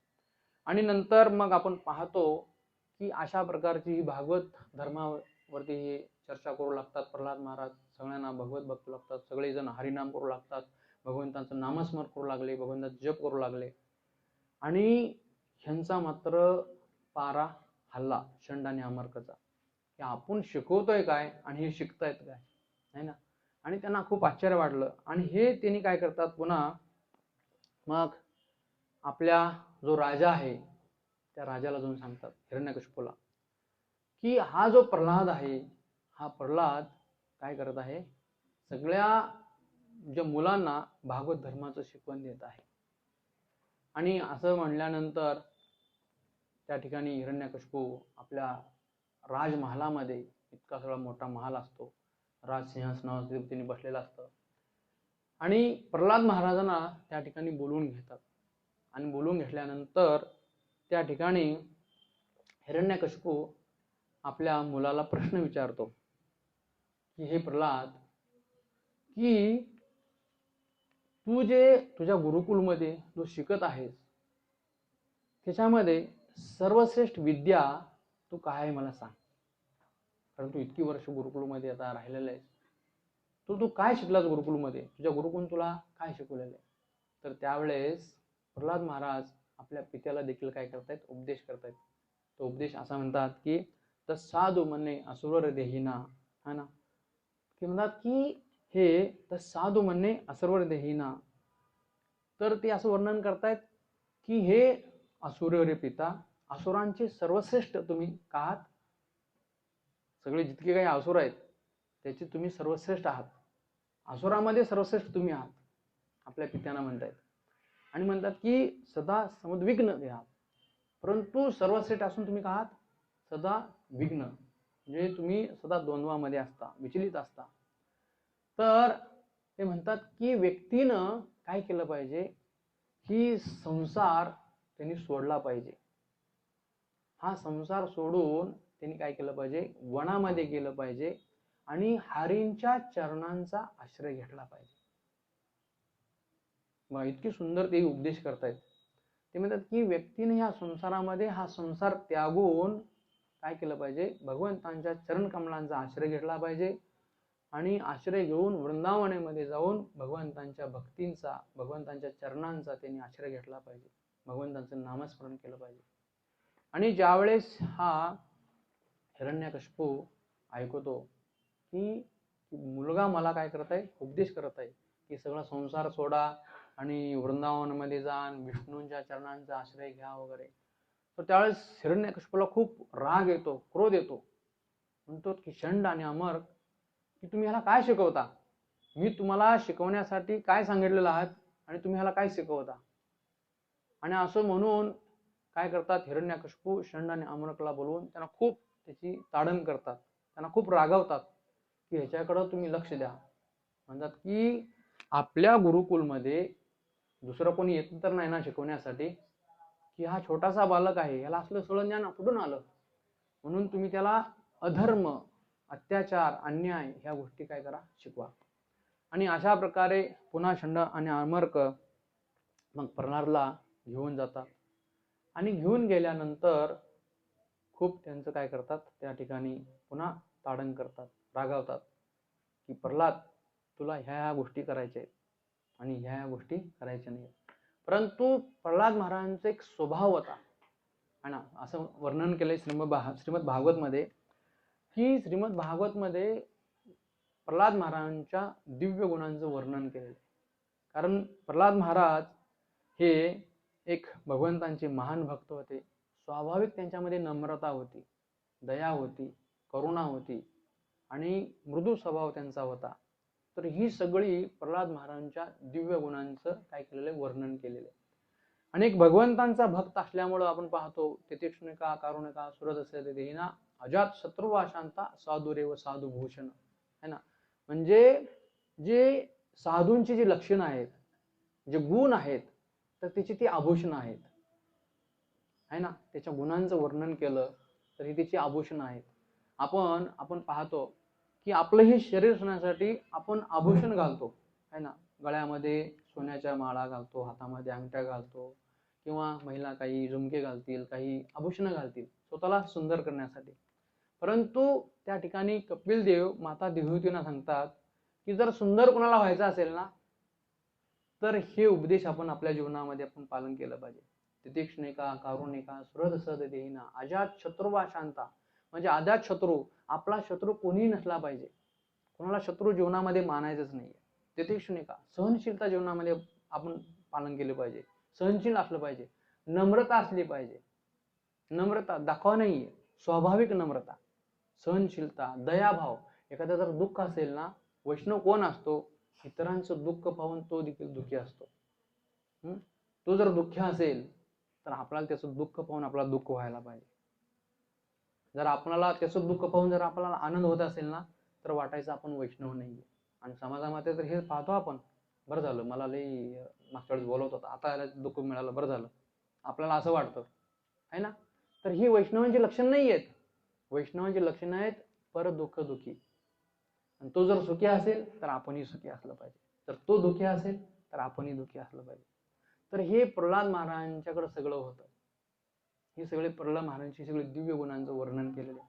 आणि पुढं अशा प्रकारे प्रल्हाद महाराजांचे दिव्य गुण असताना देखील षंड आणि अमर्क त्यांना जोर जबरदस्ती करू लागले आणि त्यांना खूप ताडण करू लागले. कारण हिरण्यकश्यपूने त्यांच्या नावाचं फरमान काढलेलं होतं, तुम्ही ह्याला मारा, टाका, काही शिक्षा करा, तुम्हाला फुल परवानगी आहे, पण हा आसुर बनला पाहिजे, अत्याचारी बनला पाहिजे, अशा प्रकारे. आणि हे सगळं असताना आपण पाहतो की पुन्हा प्रल्हाद महाराज त्यांच्या शाळेमध्ये गुरुकुलमध्ये राहू लागले. आणि राहिल्यानंतर कित्येक दिवस राहिल्यानंतर पुन्हा प्रल्हाद महाराज ते काय त्यांचं शिकले नाहीत. आणि पुन्हा एक दिवस प्रल्हाद महाराज आपल्या राजमहालामध्ये आले गुरुकुलमधून. आणि आल्यानंतर त्या ठिकाणी सुंदर जे त्यांची माता आहे कयाधू माता, यांनी सुंदररित्या काय केलेलं आहे, प्रल्हाद महाराजांचा शृंगार केलेला आहे. कारण राजांचा पुत्र आहे, इतकं सुंदर आभूषणं घातलेले आहेत, कपडे सुंदर घातलेले आहेत, राजवस्त्र परिधान केलेलं आहे. आणि आपल्या पित्याला ते आता काय करतायत, भेटण्यासाठी गेलेले आहेत. आणि पित्याला भेटण्यासाठी गेल्यानंतर त्या ठिकाणी आपण पाहतो की हिरण्यकश्यपूला देखील फार आनंद झाला की कित्येक दिवसानंतर आपला पुत्र आपल्याला काय झालेले भेटण्यासाठी आलेला आहे. आणि म्हणून हिरण्यकश्यपू आपल्या राजसिंहासनावरती बसलेला होता. आणि बसल्यानंतर त्या ठिकाणी प्रल्हाद महाराज गेले आणि पित्यांच्या मांडीवरून बसले. कारण इतका सुंदर शृंगार केलेला होता आणि इतकं सगळं राज वैभव त्यांच्याकडे होतं. आणि गेल्यानंतर हिरण्यकश्यपू त्या ठिकाणी प्रल्हाद महाराजांना पुन्हा विचारतायत की प्रल्हाद, की मागच्या वेळेस तू चुकीचं उत्तर सांगितलेलं होतास है ना, तर आता मी तुला प्रश्न विचारतो की तुझ्या गुरुकुलमध्ये सर्वश्रेष्ठ विद्या काय आहे, तू काय शिकलास है ना. तर त्यावेळेस ज्या वेळेस प्रल्हाद महाराजांना प्रचार करण्याची संधी मिळाली त्यावेळेस प्रल्हाद महाराजांनी काय केलेले, प्रचार केलेले. मग ते माता असतील, पिता असतील, मित्र असतील, गुरु असतील है ना, त्यांनी पाहिलेलं नाहीये की ज्या वेळेस त्यांना प्रचार करण्याची संधी मिळालेली आहे, त्या ठिकाणी प्रल्हाद महाराजांनी काय करतायत, प्रचार केलेला आहे. तर श्रील प्रभुपाद तात्पर्यामध्ये वर्णन करतात की व्यक्तीनं जीवनामध्ये आपणाला देखील ज्या ज्या वेळेस प्रचार करण्याची संधी मिळते तर त्या ठिकाणी आपण जाऊन काय केला पाहिजे, आपल्या आपल्या परीनं आपण देखील प्रचार केला पाहिजे. भलं आपल्याकडे जास्ती ज्ञान नसेल, पण जेवढं बी काय आहे, जे बी काय आपल्याला माहिती आहे, जा रे देखो तारक हो कृष्ण उपदेश, है ना, चैतन्य महाप्रभूंची ही आज्ञा आहे. तर ही आज्ञा आपण पालन केली पाहिजे. आणि तीच आज्ञा काय करत होते, प्रल्हाद महाराज पालन करत होते, है ना. आणि जसं प्रल्हाद महाराजांना हिरण्यकशिपूने प्रश्न विचारला की सर्वश्रेष्ठ विद्या काय आहे, विद्या कोणती आहे, तर त्यावेळेस प्रल्हाद महाराजांनी पुन्हा त्यांनी सांगितलं की ते म्हणतात की श्रवणम कीर्तनम विष्णू स्मरणम पादसेवनम अर्चनम मंजनम दास्यम साख्यम आत्मनिवेदनम. तर ते म्हणतात की ही 9 विद्या भक्तींचं वर्णन करतायत. आता विचार करा, एक तर हिरण्यकशिपू आणि विष्णूंचं कधी जमणार नाहीये, है ना. कारण असं म्हणलं जातं की हिरण्यकशिपूचं असं होतं, ज्यावेळेस विष्णूचं तो नाव ऐकायचं ना तर त्याच्या तळपायाची आग त्या मस्तकात जायची. आपण म्हणतो ना की तुला बघितलं ना की माझं डोकं फिरतं, तू माझ्या डोक्याच्या समोरून जा, आपण असं एखाद्याला म्हणतो. तसं विष्णूचं नाव घेतलं की हिरण्यकशिपूची तळपायाची आग मस्तकाला जायची. आणि जसं त्यांनी विष्णूचं नाव ऐकलं की तो म्हणतो मला भगवंताविषयी श्रवण करा, कीर्तन करा, त्यांचं स्मरण करा, पादसेवन करा, 9 विद्या भक्तींचं वर्णन करत. तर हिरण्यकशिपूनी सरळ आपलं मांडीवर जो प्रल्हाद बसलेला होता त्याला घेतलं आणि खाली फेकून दिलं. म्हणजे की षंड आणि अमर्क, तुम्ही याला काय करा, मारून टाका, याला काही करा, हा जिवंत राहायला नाही पाहिजे. कारण माझ्या बंधूंचा जो शत्रू आहे हा त्याचा काय करत आहे, प्रचार करत आहे, त्याचं नाव मला घेण्यासाठी सांगत आहे. तर तो म्हणतोय की बघा की असुर कशा प्रकारे स्वतःला श्रेष्ठ समजतात. ते म्हणतायत की आमचा जो परिवार आहे एका चंदनाप्रमाणे आहे, आणि हा जो प्रल्हाद आहे हा प्रल्हाद एका कुऱ्हाडीप्रमाणे आहे. म्हणजे आपण पाहतो एखादं वृक्ष जर तोडायचा असेल तर आपण काय करतो, कुऱ्हाडीला दांडा लावतो आणि तो वृक्ष तोडतो. तर तो म्हणतोय की आम्ही म्हणजे सगळे असुर चंदनासारखे, आणि हा प्रल्हाद कसा आहे, आमचा शत्रू आहे, तो कुऱ्हाड बनून आमचा वध करण्यासाठी आलेला आहे. आता कोण कोणाचा वध करतो आहे ना, परंतु स्वतःला इतकं श्रेष्ठ तो समजत असतो. म्हणतो आम्ही चंदनासारखे आणि हा प्रल्हाद कुऱ्हाड म्हणून आमचा वध करण्यासाठी आलेला आहे. म्हणून तुम्ही काय करा, ह्याला आत्ताच्या आत्ता घेऊन जावा आणि तुम्हाला नाही तसली शिक्षा द्यायला आत्ताच्याला ठार मारून टाका. आणि असं म्हणल्यानंतर त्या ठिकाणी सर्व सैनिक येतात. आता विचार करा, 5 वर्षाचा बालक आहे आणि हा 5 वर्षाचा बालक त्याला घेऊन जात आहेत. मग त्याला आपण पाहतो की उकळलेल्या तेलामध्ये टाकलं जातं. विचार करा. आणि ज्यावेळेस प्रल्हाद महाराजांना उकळलेल्या, जसे एक मोठी कढई असते त्या कढईमध्ये तेल उकळत असतं, त्याच्यामध्ये टाकलं जातात. जसं प्रल्हाद महाराज त्या ठिकाणी त्यांचा स्पर्श आला तर ते तेल देखील काय व्हायचं, एकदम थंडगार व्हायचं. मात्र जे आजूबाजूला तेल उडायचं प्रल्हाद महाराजांना टाकल्यानंतर त्या असुरांच्या अंगावर उडायचं, त्यांना मात्र अशी फोड यायची आणि ती मृत्यू पावायची.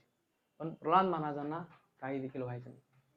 तिथं मरण पावना म्हणून त्यांनी काय केलं, मोठ्या हातीच्या पायाखाली दिलं त्यांना, है ना. तर ते हातीच्या पाया देखील त्यांना मृत्यू झालेला नाही. पुन्हा त्यांनी असं जे ते विष, ज्या ठिकाणी विषारी सर्प राहतात त्या सर्पाच्या खुलीमध्ये त्यांना सोडून दिलं, पण त्या ठिकाणी त्यांचा मृत्यू झालेला नाही. पुन्हा एक हिरण्यकशिपूंची बहीण होती, तिचं नाव होतं होलिका. आणि ह्या होलिकाला ब्रह्मदेवाकडून वरदान मिळालेलं होतं की तिला कधीही अग्नी स्पर्श करत नव्हता, म्हणजे तिला भाजत नव्हतं कधी. परंतु तिनं विचार केले की बंधू, तुम्ही प्रल्हाद महाराजांना मारण्यासाठी एवढं कशाला त्रास घेता, त्यामुळे काही काळजी करू नका, माझ्या मांडीवर बसवा आणि बाजूनं काय करा, आग लावा, आहे ना, ते मरून जाईल आपोआप. आणि मग होलिका प्रल्हाद महाराजांना आपल्या मांडीवर घेऊन बसते आणि प्रल्हाद महाराज मात्र केवळ आणि केवळ भगवंतांचं नामस्मरण करू लागतात. हरे कृष्णा कृष्णा कृष्णा हरे हरे, हरे राम राम राम हरे हरे. अशा प्रकारे केवळ निरंतर ते भगवंतांचं नामस्मरण करू लागतात, भगवंतांचं चिंतन करू लागतात, मनन करू लागतात. आणि अशा प्रकारे मनन चिंतन करत असताना त्या ठिकाणी होलिका घेऊन बसते, त्यांना आग लावली जाते. आणि आग लावल्यानंतर आपण पाहतो प्रल्हाद महाराज तसंच राहतात आणि होलिका जळून भस्म होते. उलट कार्य होऊन जातं, कारण वैष्णव अपराध केल्यामुळे त्या ठिकाणी होलिकेचा अंत होतो. आणि मग तिथून पुन्हा प्रल्हाद महाराजांना उंच टेकडीवर घेऊन गेलं जातं, डोंगरावरती. आणि उंच डोंगरावरती घेऊन मग काय, कधी आपण माहितो ना शिवाजी महाराजांच्या काळामध्ये कडेलोट व्हायचा, तसं कडेलोट करण्यासाठी सांगितलं. आणि तिथून कडेलोट केल्यानंतर देखील प्रल्हाद महाराज जिवंत राहिले. अनेक प्रकारे विष देऊन मारण्यात आलं त्यांना, दुधामध्ये विष देण्यात आलं, सर्पामध्ये, हातीमध्ये, तेलामध्ये, नाही ते प्रकार करून बसले सगळे, की प्रल्हाद महाराजांचा मृत्यूच होईना गेला. तर श्री प्रभुपाद वर्णन करतायत की मारे कृष्ण राखे खे, राखे कृष्ण मारे खे. जर भगवंतानी ठरवलं एखाद्याचं रक्षण करायचं तर त्याला कोण मारणार आहे? कोणीच मारू शकत नाही. पण जर भगवंताने ठरवलं एखाद्याचा इथं मृत्यू आहे, त्याचं रक्षण कोण करू शकणार आहे ना? कोणीच करू शकत नाही. म्हणजे आपल्या हातामध्ये काही नाही. मारे कृष्ण राखे के, राखे कृष्ण मारे के. जर भगवंतांची इच्छा असेल आपण 100 वर्ष जगावं, तर भगवंत आपल्याला तशी बुद्धी देतील, तशी शक्ती देतील. आपण भगवंतांचं नामस्मरण करू, भगवंताचा प्रचार करू. शेवटी भगवंतांच्या हातामध्ये. जर भगवंतांची इच्छा असेल की आपलं 10 वर्षातच मृत्यू व्हावा, तर आपला 10 वर्षातच मृत्यू होऊन जाईल. म्हणजे आपल्या हातात येणं आणि जाणं आपल्या हातात नाही, ते भगवंतांच्या हातात आहे ना. म्हणून किती वर्ष जगलो ह्याला महत्व नाही. माहिती आहे, ह्या जगामध्ये लोक 100 वर्ष, 125 वर्ष जगतात. कलियुगाचं तेवढं आयुष्यमान आहे. पण किती जगलो याला महत्व नाही, कसं जगलो याला महत्व आहे ना. तुळशीचं जो रोप आहे ना, हे किती जसे 7-8 महिने, 1 वर्ष राहतं. परंतु सगळे वंदन करतात, पूजा करतात, त्याला प्रदक्षिणा घालतात. आणि तसं बघायला गेलं तर मग 400-500 वर्ष देखील मग वडाचे झाड राहतातच आहे ना. या जगामध्ये अमेरिकेमध्ये असं एक जंगल आहे, तिथं असं वर्णन केलेलं आहे की असं म्हणतात की 10,000 हजार वर्षांचे देखील तिथं काय वृक्ष आहेत, इतकी मोठी वृक्ष आहेत है ना. मग इतकं बलदांड आयुष्य असून काय फायदा? तिथं कोण विचारत नाही, पोसत नाही, कोण पूजा करत नाही, काय नाही है ना. तसं भरपूर आयुष्य असून काय फायदा? त्या जीवनामध्ये जर भगवंतांची भक्ती नसेल, जीवनामध्ये जर भक्ती नसेल तर काय फायदा? त्यापेक्षा छोटं जीवन जगूया, चांगलं जीवन जगूया है ना. आणि म्हणून ह्या ठिकाणी आपण पाहतो की प्रल्हाद महाराज ह्या ठिकाणी अशा प्रकारे वयाच्या 5व्या वर्षापासूनच सुंदररित्या काय करतायत, ती भगवंतांची भक्ती करतायत. आणि भगवंतांची भक्ती केल्यानंतर आपण पाहतो भगवंत त्यांच्या रक्षणासाठी येत आहेत. प्रत्येक ठिकाणी त्यांचं रक्षण करतायत, त्यांना काही सुद्धा होत नाही. आणि असं झाल्यानंतर पुन्हा प्रल्हाद महाराज आपल्या दरबारात यायचे. मात्र त्यांचं संकीर्तन आंदोलन मात्र आता वाढलेलं होतं. पहिलं भीत तर चालायचं, मात्र आता घरामध्ये देखील ते हरे कृष्णा कृष्णा कृष्णा हरे हरे, हरे राम राम राम हरे हरे अशा प्रकारे ते नामस्मरण करू लागले. आणि असं करत असताना प्रल्हाद महाराजांना हिरण्याकशिपू म्हणाले की हे प्रल्हाद, की तू सारखं त्या विष्णूचं नाव घेतोस, त्या भगवंताचं नाव घेतोस, काय तुझा भगवंत या महालामध्ये आहे का? असं म्हणल्यानंतर प्रल्हाद महाराज म्हणतात की माझा भगवंत सर्वकडे आहे, सर्व ठिकाणी आहे माझा भगवंत. आणि सर्व ठिकाणी आहे म्हणल्यानंतर तुझा भगवंत कुठे आहे हा प्रश्न विचारला होता. तर प्रल्हाद महाराज म्हणतात की माझा भगवंत सगळीकडे आहे. आणि मग आता सगळीकडे आहे म्हणल्यानंतर बघायचं कसं, आसुरांना काय दिसणार आहे? ज्यावेळेस भगवान श्रीकृष्ण, दुर्योधन है ना, शिशुपाल, कंस यांच्या समोर भगवंत प्रकट झाले, या असुरांनी भगवंताला पाहू शकलं नाहीये. आता हा हिरण्य हा काय पाहू शकणार? आणि म्हणून तो म्हणाला, मग असं एक राजमहल होता, असा खांब होता बाजूला.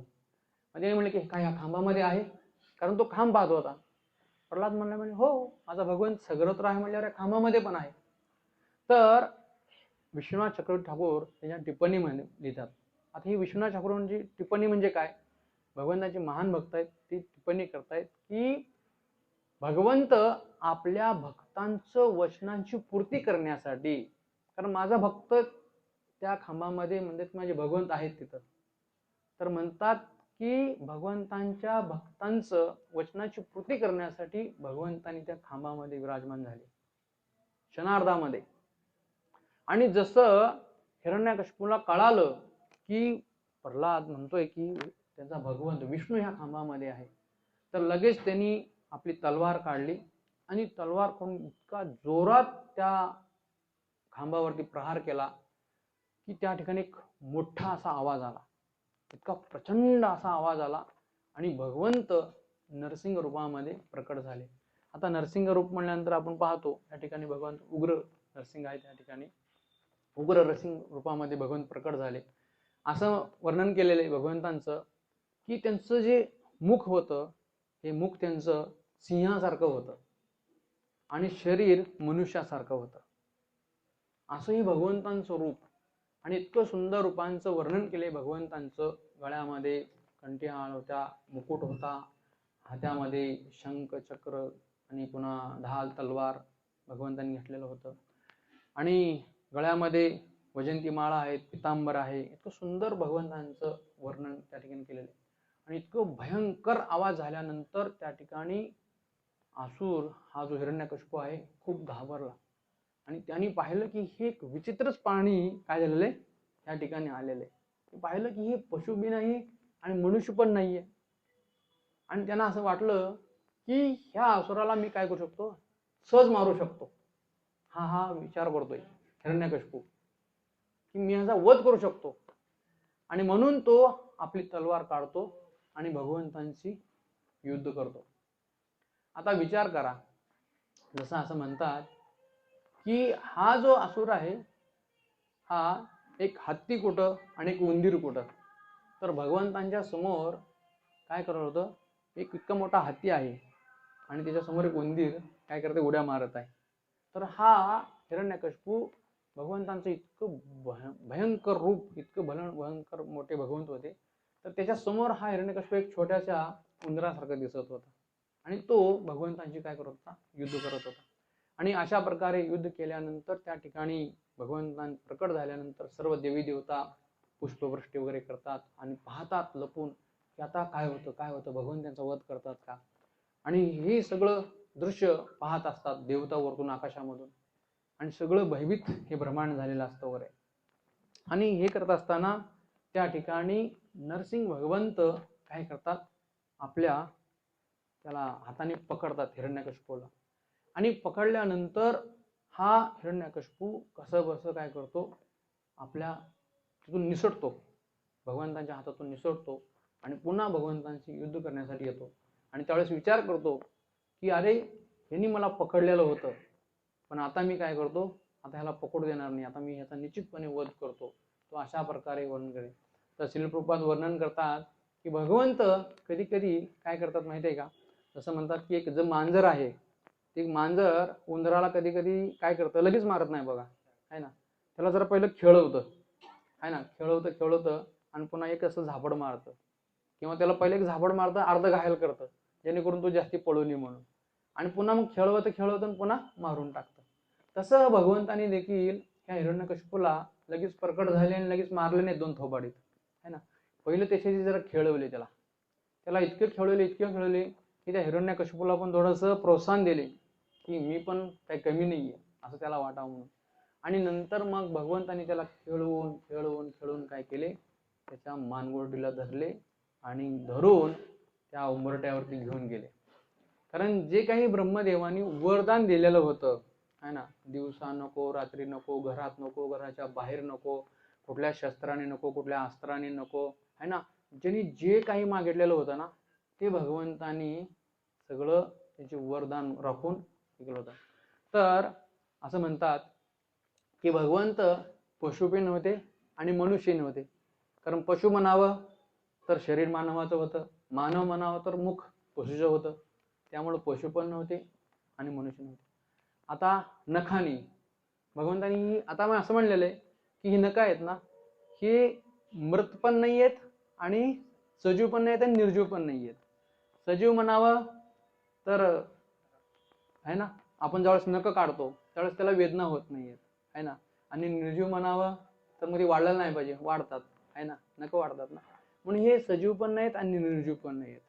म्हणून भगवंतांनी काय केलं, हे नखाने मारलं, म्हणजे शस्त्रास्त्राने नखाने त्यांचं पोट फाडलं. नख आहेत.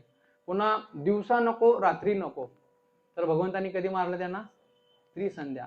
म्हणून त्रिसंध्या कधी म्हणतात, 6 आणि 7 या 6 वाजल्यापासून 7 वाजेपर्यंत हा मधला काळ असतो.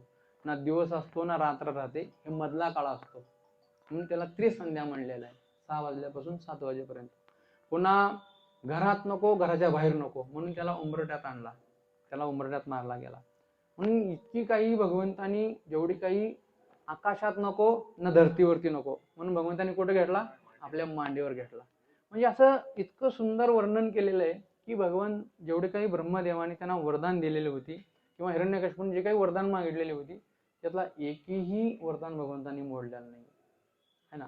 आणि मग शेवटी टाइम झाल्यानंतर भगवंतांनी सरळ आपल्या मांडीवर झोपवला आणि सरळ आपल्या नखाने त्याचं पोट फाडलं, त्याचं काळीज बाहेर काढलं आणि त्याच्या आतड्या काढून आपल्या गळ्यामध्ये घालून घेतल्या.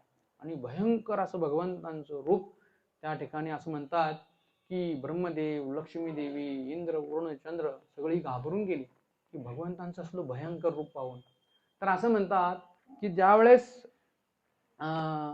हिरण्यकश्यपूंच्या ज्यावेळेस भगवंतांनी आतड्या काढल्या आणि आपल्या गळ्यामध्ये घातल्या, तर वैष्णव चक्रवर्ती ठाकूर किंवा आचार्यगण असं वर्णन करतात, तर नरसिंहदेव भगवंत तर ते हिरण्यकश्यपूंच्या आतड्या असं चापतत होते की अरे की ह्या आतड्यामध्येच माझ्या प्रल्हादाचा जन्म झालाय, तर अजून एखादा भक्त असाच आहे का म्हणून नरसिंहदेव भगवंत त्या हिरण्यकश्यपूंच्या आतड्यामध्ये बघत होते, अजून एक भक्त मिळतोय का म्हणून.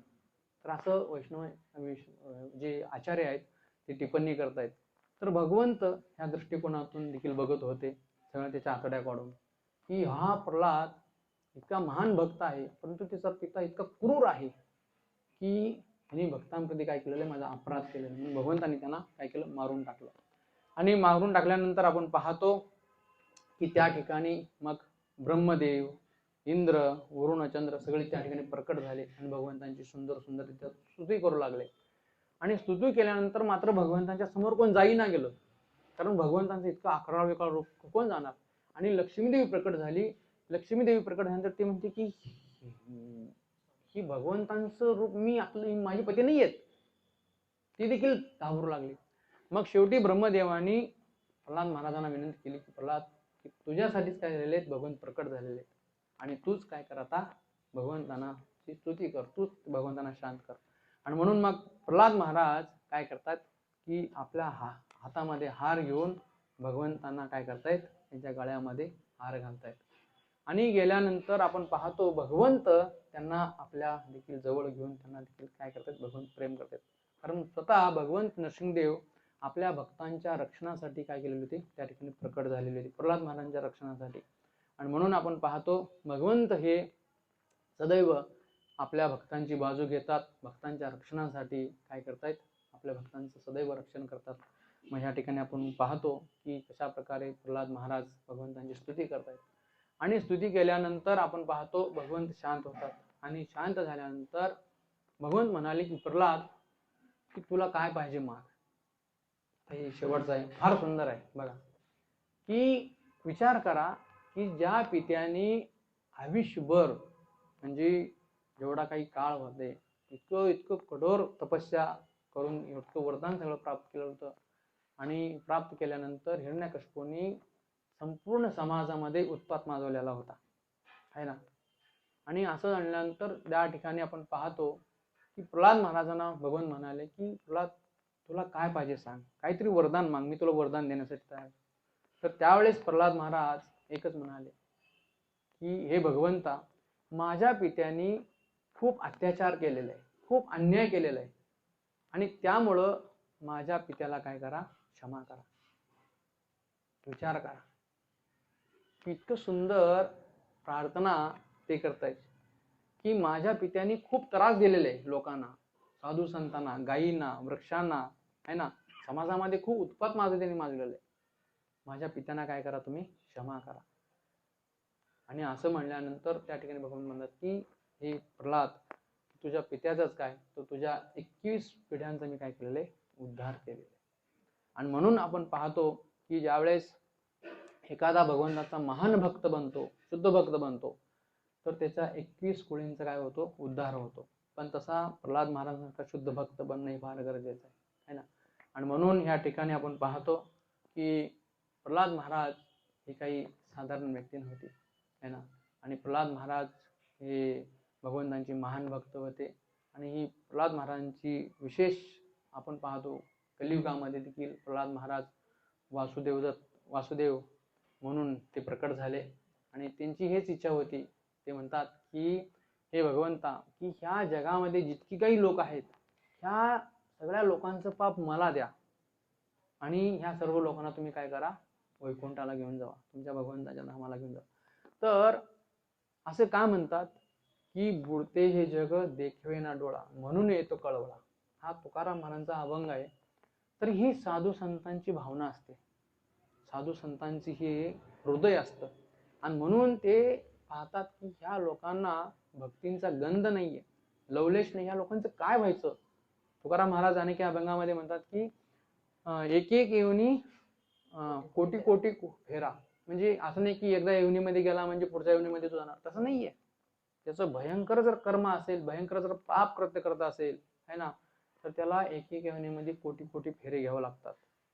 मग विचार करा की मनुष्य धर्म किती दुर्मिळ आहे. प्रल्हाद महाराजांनी उपदेश केल्यासारखं हे सहज अवाया आपण घातलं नाही पाहिजे. खूप भक्ती ही आहे ना, खूप गांभीर्याने आपण घेतली पाहिजे की आपलं मनुष्य जीवन आपण हे सार्थक केलं पाहिजे. 84 लाख योनीनंतर, कित्येक जन्मानंतर आपल्याला मनुष्य देह मिळाला आहे. आणि हा आपण सहज आहार निद्रा भय मैथुनामध्ये आपण सहज घालतो. तर ह्याच्यावरती आपण खूप गांभीर्य असलं पाहिजे. आणि विशेष करून जीवनामध्ये भगवंतांची भक्ती आपण गांभीर्याने घेतलं पाहिजे. म्हणून प्रल्हाद महाराज असतील, ध्रुव महाराज असतील, अनेक आचार्य असतील, भक्त असतील, हेच आपल्याला त्यांच्या जीवनामध्ये दाखवून देत आहेत की आपल्याला ज्या बी क्षणाला भक्ती मिळाली, असं नाही की आपण वयाच्या 5व्या वर्षी आपल्याला भक्ती मिळाली नाही, बरं बाबा 17व्या वर्षी मिळाली, काय हरकत नाही, 17व्या वर्षापासून चालू करा. तेच आपलं 5 वर्ष म्हणायचं आणि समजायचं, भक्ती चालू करायची. कुणाला 5 वर्ष मिळाली, कुणाला 15, कुणाला 25, 20, जेव्हा बी काय आपल्याला मिळालं त्यावेळेस आपण त्या भक्तीचा स्वीकार केला पाहिजे आणि आपलं मनुष्य जीवन सार्थक केलं पाहिजे. आणि हेच आपल्याला श्रील प्रभुपाद असतील, आचार्य असतील, हेच विशेष प्रभुपादांच्या कृपेनं आज आपण पाहतो जगभरामध्ये अनेक हरे कृष्ण आंदोलन हे मोठ्या प्रमाणामध्ये प्रचार करत आहेत, हजारो भक्त बनत आहेत. ही सगळी प्रभुपादांची देण आहे, वैष्णवांची, आचार्यांची देण आहे. आणि विशेष करून चैतन्य महाप्रभूंची इच्छा आहे की पृथ्वी चैतन्य नगरगदाम सर्वत्र प्रचार होई बिमरण, है ना. आणि म्हणून आज ह्या भारत भूमीवरती एवढं सगळं प्रचार होत आहे. तर आपलं सर्वांचं परम सौभाग्य आहे, तुम्ही सर्वांनी हे गांभीर्याने घ्या.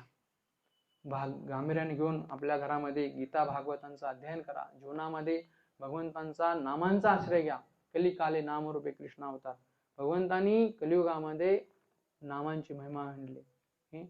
नामांचा आश्रय आपण घेतला पाहिजे, भगवंताचं नामस्मरण केलं पाहिजे, भगवंताची भक्ती केली पाहिजे. ज्यावेळी आपण अशा प्रकारचे भगवंतांचं नामस्मरण करू, भक्ती करू, तर निश्चितपणे आपलं देखील काय होईल, जीवनाची परिपूर्णता होईल. तर या ठिकाणी आपण थांबूया. खूप खूप धन्यवाद. हरे कृष्ण.